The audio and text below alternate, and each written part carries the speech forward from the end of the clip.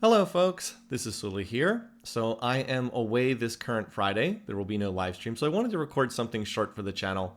And I thought that we'd do a little bit more of a look at one of the Civ4 AI Survivors Season 8 alternate histories. You might say, isn't Season 8 over? And yes, the season is over. But that's not to say that there's still no more content to come out, because a number of the community members are working on alternate histories. This is where we go back, replay the same map an additional 20 times to see what, should have happened. Did we get an unlikely result? Did the map that we see play out in the normal fashion? And this week we actually had one done for the championship game. So community member Oops I Forgot, with some help from the one and only Atesh, but mostly Oops, ran the additional 20 map replays and gave us a good data set of stuff to look at from the championship game. This is already posted as a written report on the website, but I know a lot of people don't go on my website and read all the stuff there, so I wanted to put it in video content as well. Let's take just a few minutes and walk through what happened. So first, I'm going to give you the game results here. Again, we do 20 map replays, so let's just scroll through and see what happened in these ones. All right, so first game we have a Mansa Musa cultural victory, and then the next one we have a Mansa Musa space race victory, and then another Mansa space race victory, an Elizabeth victory. Elizabeth did win the actual game that we saw. Also, apparently it took 5 hours for Oops to play through this one. And then another Mansa Musa space race victory, an Augustus Caesar Diplo victory. We actually did get close to that in the game we watched on livestream. Augustus Caesar came close to winning in the UN in the game that we saw. And then a Mansa cultural victory, another Mansa space race victory. This, for whatever reason, Oops wasn't able to capture the picture of the histogram for that one. And then another Mansa space race victory, and then another Mansa space race victory. You might be seeing a pattern here. And then a Gandhi cultural victory, another Mansa win by space, another Mansa win by space, another Mansa win by space, a Gandhi space race victory, another Mansa space race victory, an Elizabeth victory by space, another Elizabeth victory by space, and then Mansa again. So I think the pattern is pretty clear if we go to the overview spreadsheet. Mansa dominated, like really, really dominated in the alternate histories. And it appears that he is clearly the strongest leader on this map. And it wasn't particularly close. So Mansa won, how many times did he win? He was the winner 70% of the time. So he had 14 wins in 20 map replays. And it seems like the game that we watched on livestream was one of his lower points, because not only did he win 14 times, he was then runner-up another 4 times. So he was first or second 18 times out of 20 map replays, and he did not first or second place in the game that we watched. So we actually watched one of his worst games, though there was one game where he actually got eliminated. So why was Mansa so strong on this map? It was, of course, an extremely econ-heavy map. What we saw on the live stream was not atypical in that regard. Dominated by the peaceful leaders. Mansa winning 14 times, Gandhi winning twice, Elizabeth winning 3 times. Churchill, Chin never came even remotely close to winning.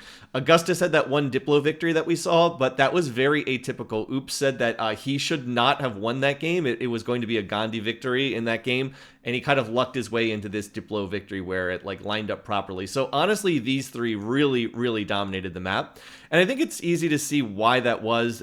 We all saw going into this map that it was going to be... It was a bigger map than we usually ran, and in a game where you have 3 ultra peaceful, ultra strong economic leaders, the map just turned out to be too big for anyone to conquer their way to a victory before Mansa was going to win by space, or Gandhi was going to win by culture, or someone was going to get over the peaceful finish line. And we have actually seen that in some other games as well. I've definitely done other alternate histories where you had a leader like Mansa Musa or Waina Kapak, and just they are so strong economically, it is not possible for the other leaders to conquer their way across the map before they cash out with some kind of peaceful victory condition. So, I mean, look at the finish dates here. Seriously, these finish dates are absurd. Did any of the games make it to turn 300? I don't think even one made it to turn 300 here. We had a turn 254 spaceship victory for Mansa, and then he did it again just to prove that it wasn't a coincidence. Oops said that the turn 283 victory that we saw was actually one of the slower victories on this map, which is just mind-boggling to think of the fact that they could launch a spaceship this fast. Normally, cultural victory hits before space, but on this map, the space victories hit so fast that they actually were hitting before the cultural victories arrived. So we do have to think about this map if we need to make adjustments to this in the future. I'm not convinced it's the map necessarily, though. This was an unbelievably peaceful group of leaders. Augustus was the most aggressive leader in this field, and he is not an aggressive leader at all. His aggression rating is like 4.5, where the average leader is at like 7 in Civ4. So I don't know if it was the map or just the fact that this collective group of leaders was like mind-bogglingly peaceful.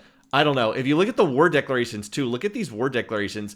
We had 5 in the championship game, and that was like a very average result. Look at this, 3, 3, 4, 4. There was a game with 1 war declaration the entire game, 3. So I don't know. Is it the map or is it just this group of leaders is ridiculously peaceful? It's hard to say. We might try to run some additional games on this map with like different leaders in place before next season just to see what the heck happens. So anyway, breaking down the other leaders in a little bit more detail. Again, Mansa, it's a little bit unclear why he was so much stronger than all the other leaders. I mean, he's Mansa. He's probably the best economic leader in Civ4. But, like, why was he so much better than Elizabeth and Gandhi, who, again, had a mirrored setup here? The best theory that the community has going around right now is it might just be the fact that he has spiritual trait. So he never loses a turn to anarchy, whereas all the other financial leaders, the AI likes to swap civics around a lot. So the fact that he's not losing those turns to anarchy might be what swings it. Oops also said that he built the Colossus in almost every game because Mansa's unique building, the Mint, is at metal casting, and so that kind of naturally leads him to building the Colossus. And then this was a map that had a lot of water tiles on it. So he, then he would be getting 4 commerce on all the water tiles. So maybe that's it, but something about his personality as an AI, I remarked back in like 2005 or 2006 in one of my early Civ4 reports, I was like, he has the winner personality for an AI. However he's been programmed, just his personality is like the winning one at Civ4. And that seems to still be true here like 20 years later, as we're still looking at this. All right, other leaders in this game. So Gandhi. Gandhi was a strong leader on this map. He did really, really well. The big thing that helped him was he always founded an early religion.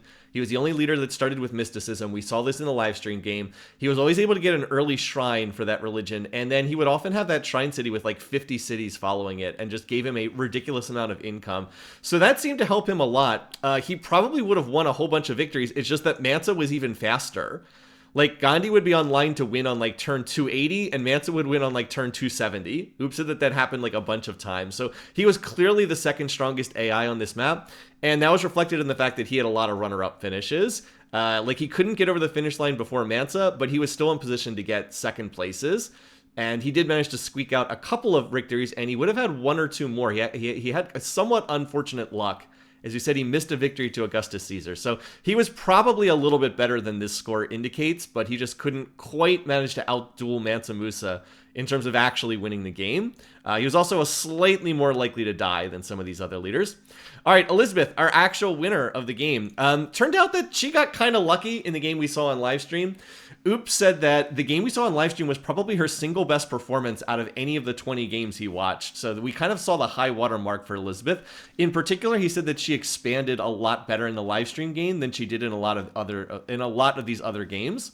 Oops's write-up said that Elizabeth was like very competitive for the win about a third of the time, and then like another third of the time she was like a trailing leader, and then another third of the time she was just like not even in the running, basically.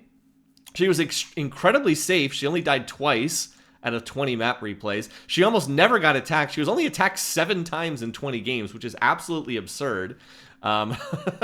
She never even got attacked in this game where she was first to die. Apparently she started some bad wars in that one. So she could be in competition to win games. She did win 3 of them in the alternate histories, but it's clear that it was a bit of a long shot. And like what we saw was a great performance from her. I do think that the game we saw was really thrown off by the fact that Mansa Musa had a city raised by barbarians in the early game. That really seemed to throw him off his game in the live stream. When that didn't happen, he just seemed to be a better version of Elizabeth. Again, they were comparable in a lot of ways, but Mansa was just better. And so Elizabeth was clearly a bit of an unlikely choice. Not impossible. It wasn't like a 1% odds, but it was, 10%, 15%, something in those odds. We probably should have seen a Mansa win. And then the other chilling AIs, none of these AIs really should have won a game. As we said, Augustus's Diplo victory was pretty lucky. He was pretty good at conquering Qin Shi Huang, and he was able to get a decent amount of score that way. But he was never able to outrace the other leaders to space or culture. They could always win before he could make it there. So even though he took over Qin in a lot of games, just as he did in the live stream, and that was responsible for him getting a decent number of second places, he basically tied with Gandhi for the most second place finishes. This is 7 games to 6. That's not a statistically significant difference. But even conquering that land was never enough to allow him to win as fast as some of those other leaders could win. They were just too fast. He couldn't, even conquering more territory wasn't enough. And although he was very competitive in some games, Oops also said there were other games where he was just like kind of a non-entity, or he took too long to conquer Qin, or he got tied up in warring with, sometimes he would get caught up in warring with Churchill that kind of didn't necessarily go anywhere. So there were definitely games where he just spun his wheel and didn't really do that much. Then the final 2 leaders were kind of pathetic on this map. Neither one really did anything. Augustus was at least, like able to take over territory, get into position to get some seconds. Both of these were leaders. Churchill and Qin just did nothing.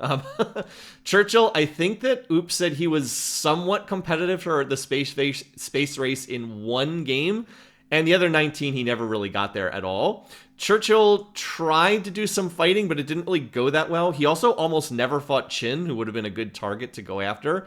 But he kind of spent a lot of time fighting Gandhi and losing, and then also fighting Augustus and losing. And you can see, even though he survived to the finish in 75% of these games, he was actually very close to dying in a bunch of them. There were like 5 or 6 games where he had 1 or 2 cities left, just as we saw in the live stream where he survived with 1 city. So he got a handful of kills, but really was just completely ineffective on this map. And he would have been the worst leader on this map, except Qin Shi Huang was even worse. Qin was just awful on this map. Obviously, he was in a terrible diplomatic situation.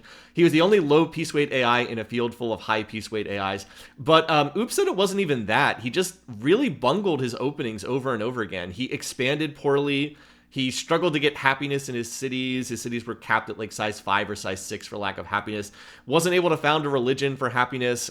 He just didn't really do much of anything. So he was first to die in 70% of these. He was absolutely the correct pick for first to die, as we saw in the live stream. He actually died as often as every other leader in this game put together.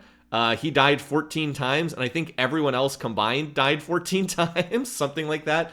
So he was just completely hopeless on this map, and it wasn't just the diplomatic situation, though that didn't help.